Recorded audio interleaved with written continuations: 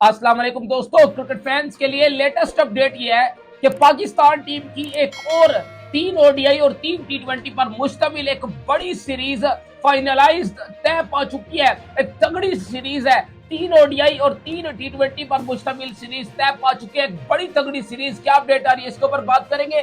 जबकि सरफराज अहमद और बाबर आजम की कप्तानी में क्या डिफरेंस था, बाबर आजम क्यों इतने मतलब 4 साल कप्तानी करने के बावजूद भी वो टूर्नामेंट क्यों नहीं जिता सके, जबकि सरफराज अहमद की कप्तानी में क्यों इतनी पाकिस्तान टीम ऊपर जाती रही। हम T20 में काफी अर्सा नंबर 1 भी रहे, तो इमामुल हक ने क्या बात की वो आपको बताएंगे। जबकि साथ साथ पाकिस्तान टीम का वर्ल्ड कप 2024 के अंदर वाइस कप्तान कौन होगा, वाइस कप्तानी को लेकर एक बार फिर जंग छिड़ चुकी है। तो क्या अपडेट आ रही है इसके ऊपर भी बात करेंगे।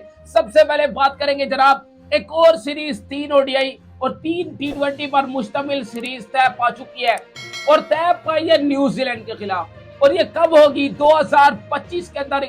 यानी आप मान के चलो कि चैंपियंस ट्रॉफी 2025 के फौरन बाद ये सीरीज तय पा चुके हैं। न्यूजीलैंड क्रिकेट बोर्ड और पाकिस्तान क्रिकेट बोर्ड की जानिब से ये सीरीज 3 ओडीआई और 3 T20 पर मुश्तमिल ये सीरीज पाकिस्तान के अंदर नहीं बल्कि ये न्यूजीलैंड जाकर पाकिस्तान टीम ने खेलनी है। तो जनाब ये 3 ओडीआई और 3 T20 पर मुश्तमिल सीरीज न्यूजीलैंड क्रिकेट बोर्ड और पाकिस्तान क्रिकेट बोर्ड के बीच ये सीरीज तय पा चुकी है। अब ये सीरीज आईपीएल यानी आफ्टर चैंपियंस ट्रॉफी 2025 उससे पहले ट्राई नेशन सीरीज है पाकिस्तान की, जहां पर न्यूजीलैंड ने आना है, जहां पर साउथ अफ्रीका ने आना है। तो ये एक बड़ी तगड़ी ट्राई नेशन सीरीज होगी जो पाकिस्तान के अंदर होगी। फिर उसके बाद चैंपियंस ट्रॉफी 2025 ये भी पाकिस्तान के अंदर ही होगी। इस पर ठप्पा आईसीसी ने खैर हमें ऑफिशियल तौर पर तो दे दिया था।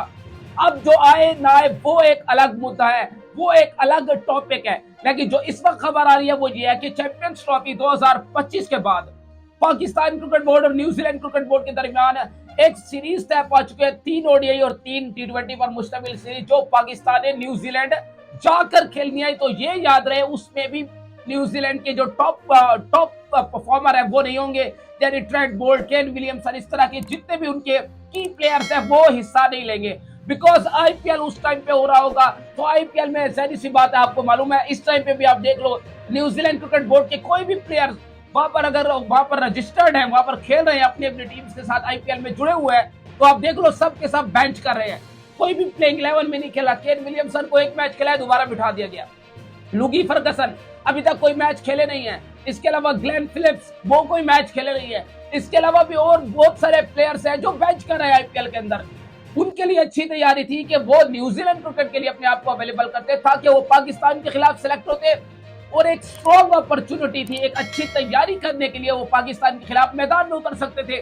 लेकिन उन्होंने चूज किया बेंच करना, चूज किया कि जनाब हम आईपीएल खेलेंगे और वहां पर जाकर आप बेंच करोगे, तो जो अभी तक आप कर भी रहे हो। तो जनाब न्यूजीलैंड क्रिकेट बोर्ड और पाकिस्तान क्रिकेट बोर्ड के बीच सीरीज 3 ओडीआई और 3 T20 पर मुश्तमिल सीरीज जो है वो तय पा चुके हैं, जो आफ्टर चैंपियंस ट्रॉफी 2025 खेली जाएगी। तो खैर इसके अलावा पाकिस्तान टीम का वाइस कप्तान कौन होगा 2024 के वर्ल्ड कप के अंदर, जबकि न्यूजीलैंड के खिलाफ सीरीज के अंदर प्रेस कॉन्फ्रेंस होती है, वहां रियाज सिलेक्शन कमेटी से सवाल भी होते हैं। उन्होंने एक ही जवाब दिया कि अभी हम इस पे काम कर रहे हैं, इस पर सोच रहे हैं। अगर वाइस कप्तानी की रेस देखी जाए तो शादाब खान है आपके कंटेंडर सबसे स्ट्रांग। अगर जिनको आपने बनाना है, वाइस कप्तानी का क्या मतलब होता है कि next to become new captain. Babar Azam जब तक कप्तान थे वाइड बॉल के अंदर आपके वाइस कप्तान शादाब खान थे। वो जैसे हटे शाहीन शाह अफरीदी को आपने कप्तान बना दिया। हक तो शादाब खान का बनता था, पुअर परफॉर्मेंसेस की वजह से आपने उनको बाहर निकाल दिया। कप्तानी का हक तो शादाब खान के पास था। शायद एक तरीके से उन्होंने अपने आप पे खुद ही कुलाड़ा मारा था जब उनको अफगानिस्तान के खिलाफ 2023 के अंदर मौका मिला था एज अ कैप्टन। तो उन्होंने वही बात कर दी मीडिया के अंदर कि जनाब आप लोगों ने देख लिया बाबर और रिजवान के बिना पाकिस्तान टीम कुछ नहीं है। तो शायद वहां पर उन्होंने अपनी कप्तानी पर भी कुलाड़ा मार दिया था।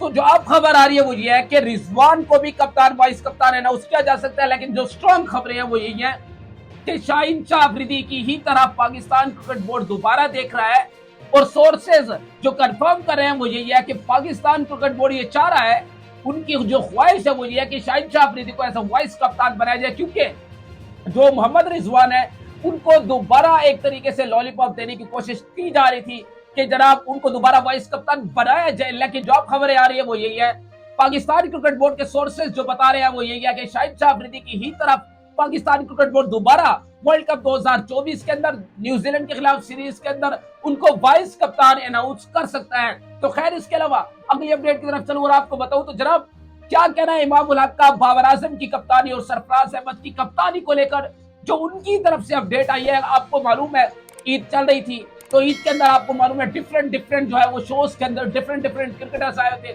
तो एक शो के अंदर इमाम उल हक भी आए थे। जब उनसे सवाल हुआ कि आपको क्या लगता है बाबर आजम की कप्तानी बेहतर थी या आपको सरफराज अहमद की किस तरह से लगी, तो उनका कहना था कि देखिए सरफराज अहमद जब तक कप्तान थे तो उनके जो बेसिक्स थी वो बड़ी तगड़ी थी।